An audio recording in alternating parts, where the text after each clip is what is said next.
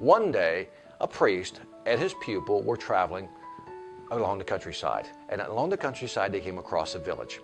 And once they came to the village, they realized that this village was very poor, very impoverished, small village, impoverished. People were pretty much starving. And they found out that everybody lived off this one cow, the milk provided by this one cow.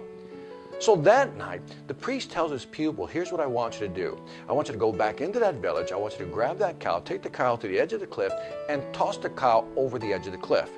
The pupil was stunned, like, what? You want me to kill basically their only means of support, nutrition?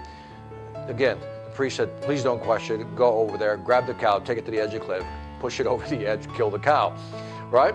So pupil does what he's told, pushes the cow over, cow dies, and they move on from the village, right?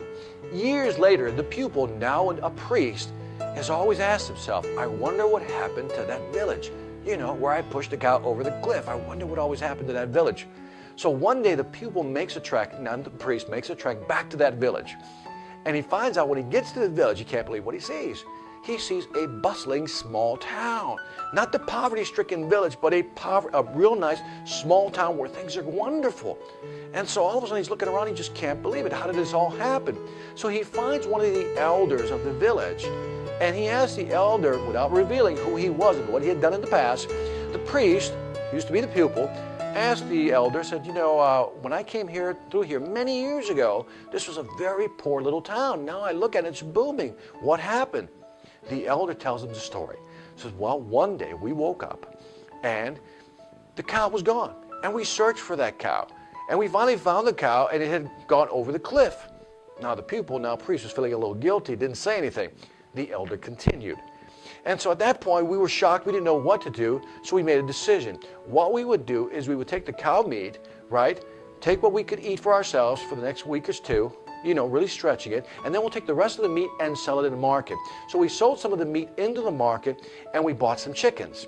Okay, bought some chickens. So we bought some chickens, which eventually had eggs. So once the chicken had eggs, we then took those eggs and went back to the market to sell the eggs, and we got money. We took that money, this time we bought some seeds. So we planted wheat, we planted corn, and so we planted all these crops.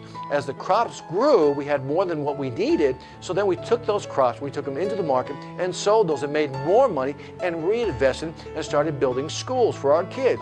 The kids got educated, we learned how to do things more efficiently, better, so forth and so on. And that's how we became this growing little town. And why that happened to us is because one day we were forced to think of ways to actually be creative, to come up with ways to actually fend for ourselves when somebody or the cow died over the cliff. At this point, the priest couldn't believe it, because there's a lesson embedded in the story, and the lesson is that if we depend on the cow all the time, we'll never grow. Sometimes we have to kill the cow. And our cow could be our level of dependency on something. Sometimes we're dependent on something, and all of a sudden that dependency really hurts us. And so in your life, I want you to ask the question, is there a sacred cow? Is there something that you become so dependent on that unless you get rid of that cow, you'll never be able to grow? Now this happens in government, for example. Some of us, and I'm not saying everybody, but this is such a bad way to think. It can happen in business. Sometimes you rely on a job so much that becomes your sacred cow. You don't want to leave that job because you're afraid of what's out there.